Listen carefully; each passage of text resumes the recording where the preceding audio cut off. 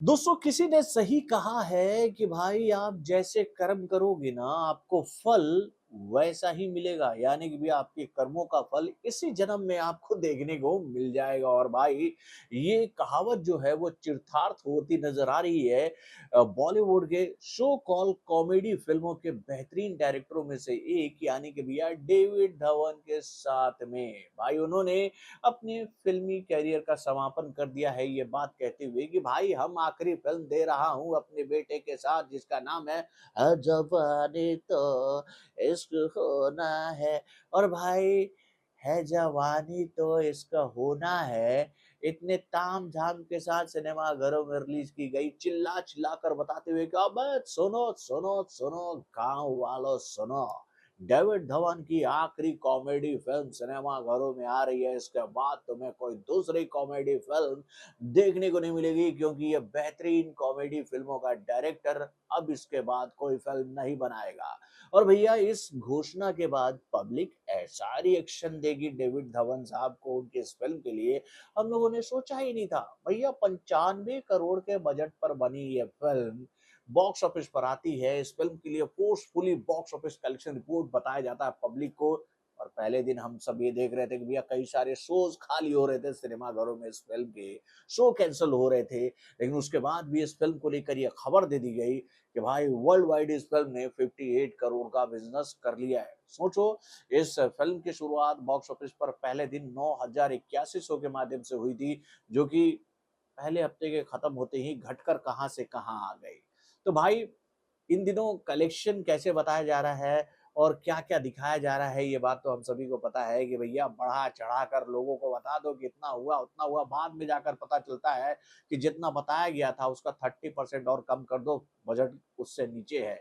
यानी कि भैया ये फ़िल्म ऑफ़िशियली घोषित हो चुकी है फ्लॉप। तो भाई इस फ़िल्म के साथ जो कुछ भी हुआ है ना उसको देखकर मुझे गोविंदा साहब की, भैया इंडियन फ़िल्म इंडस्ट्री के हीरो नंबर 1 की एक फ़िल्म याद आ रही है जिसका नाम था जैसी करनी वैसी भरनी भाई। और इस फिल्म में एक आइकॉनिक सॉन्ग था। वो गाना मैं आप लोगों को सुनाना चाहता हूँ। वो गाना क्या था? जो बोएगा वही पाएगा, तेरा किया संग जाएगा, सुख दुख है क्या फल कर्मों का, जैसी करनी वैसी भरनी, जैसी करनी वैसी भरनी।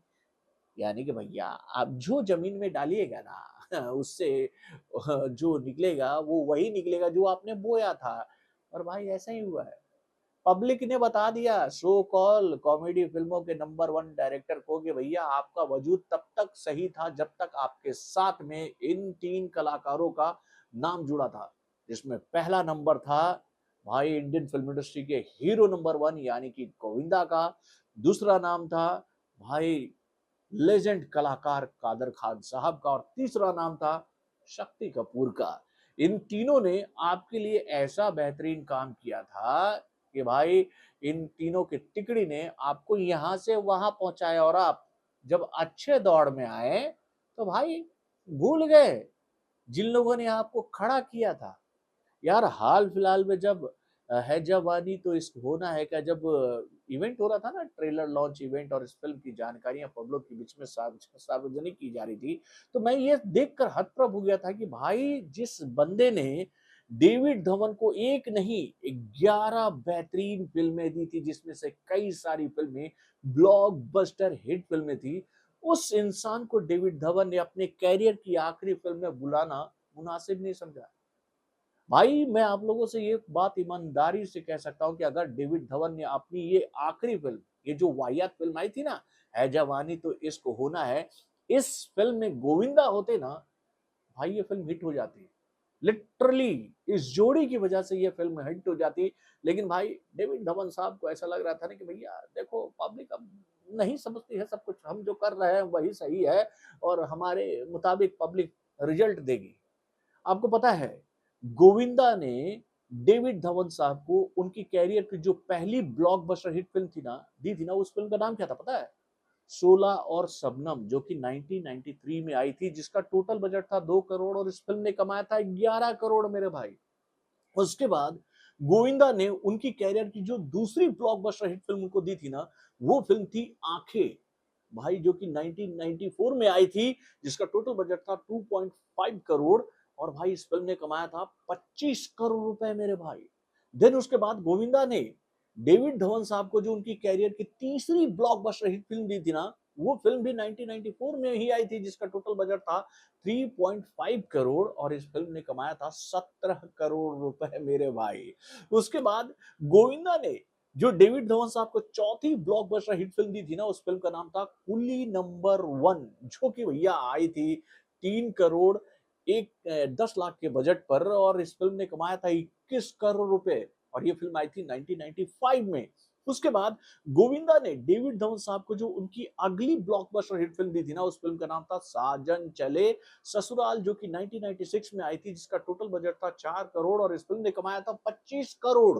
उसके बाद गोविंदा ने डेविड धवन साहब को उनकी कैरियर की जो छठी ब्लॉकबस्टर हिट फिल्म दी थी ना, उस फिल्म का नाम था हीरो नंबर 1 और इस फिल्म का टोटल बजट था 1997, ये टोटल बजट था 6 करोड़ और इस फिल्म ने कमाया था 30 करोड़ रुपए और ये फिल्म जो आई थी वो 1997 में आई थी। उसके बाद भाई इस लिस्ट में 7वें नंबर पर जो गोविंदा ने उनको उनकी कैरियर की ब्लॉकबस्टर हिट फिल्म दी थी, वो फिल्म थी भाई दीवाना मस्ताना, जो कि 1997 में आई थी, जिसका टोटल बजट था 7 करोड़ और ये फिल्म कमाई थी 24 करोड़ रुपए मेरे भाई। उसके बाद गोविंदा ने जो उनकी कैरियर की 8वीं ब्लॉकबस्टर फिल्म दी थी ना, उस फिल्म का नाम था बड़े मियां छोटे मियां, जो कि 13 करोड़ के बजट पर बनी थी, जिसने कमाया था 35 करोड़ और इस फिल्म का ये फिल्म जो थी ये आई थी 1998 में। और भाई इसके बाद गोविंदा ने उनको 3 सुपर डुपर हिट फिल्में भी दी। 9वें नंबर पर थी भैया हसीना मान जाएगी, जिसका टोटल बजट था 9 करोड़ और ये फिल्म कमाई थी 22 करोड़ और ये फिल्म आई थी 1999 में।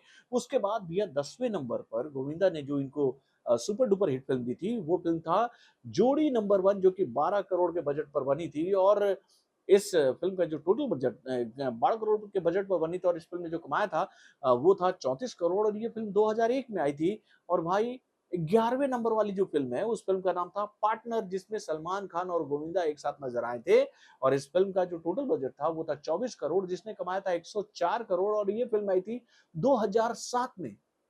भाई लंबी लिस्ट थी, जिसमें गोविंदा ने अपने बेहतरीन परफॉर्मेंस के माध्यम से इतनी बड़ी बड़ी हिट फिल्में दी थी डेविड धवन साहब को। और डेविड धवन साहब ने भाई अपने कैरियर की आखिरी फिल्म करने जा रहे थे। भाई उस इंसान को अपने पार्टी में नहीं बुलाया, अपने इवेंट में नहीं बनाया और ये बात कहने लगे कि भैया आज जो उनको मुकाम हासिल हुआ है वो उनकी वजह से हुआ है। भाई नहीं नहीं नहीं, दुनिया अच्छी तरह से ये बात जानती है। भाई अगर आप देख लो 16 और 17 में, आपको देख लो आंखें में, आपको देख लो राजा बाबू में, देख लो कुली नंबर 1 में, साजन चले ससुराल में, भाई इन सभी फिल्मों में किसका सबसे बेहतरीन काम देखने को मिला था यार? गोविंदा अगर इन फिल्मों में नहीं होता ना, तो ये फिल्में इतनी बड़ी ब्लॉकबस्टर हिट हो ही नहीं सकती थी। मैं लिटरली यहाँ पर आप लोगों को एक बात कह सकता हूँ कि इस फिल्म इन सभी फिल्मों से ना गोविंदा को आउट कर दो और इन फिल्मों में शाहरुख, सलमान, आमिर वगैरह को डाल दो यार।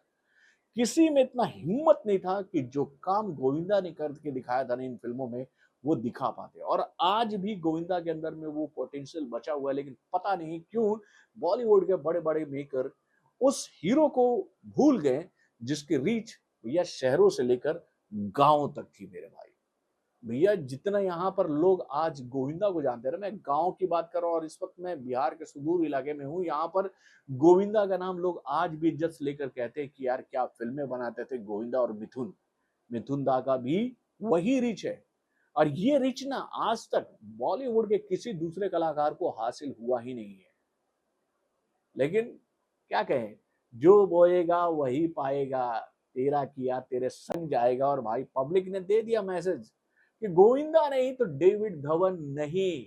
नहीं मेरे भाई, और डेविड धवन ने अपने कैरियर की आखिरी वाहियात फिल्म दे दी सिनेमा घरों में, ये बात बताते हुए कि भैया डेविड धवन साहब की फिल्म में गोविंदा नहीं था, इसीलिए फिल्म पिट गई। पिट गई यार। और इसी वजह से मैं इस फिल्म के झूठे और fake box office collection report को आप लोग को नहीं बता रहा था, क्योंकि हम लोग जान रहे थे कि भैया ये खबरें गलत आ रही हैं, बॉक्स ऑफिस कलेक्शन रिपोर्ट सही नहीं आ रहा है इस फिल्म का। लेकिन क्या कहें भैया, इन दिनों अलग ही लेवल का खेल चल रहा है बॉलीवुड में। तो बॉलीवुड से जुड़े और भी कई सारे खबरों को जानने के लिए हमारे चैनल यानी कि वायरल न्यूज जंक्शन को लाइक सब्सक्राइब करना ना भूलिएगा और हमारे अपडेट्स को जानने के लिए बेल आइकन को जरूर दबाइए।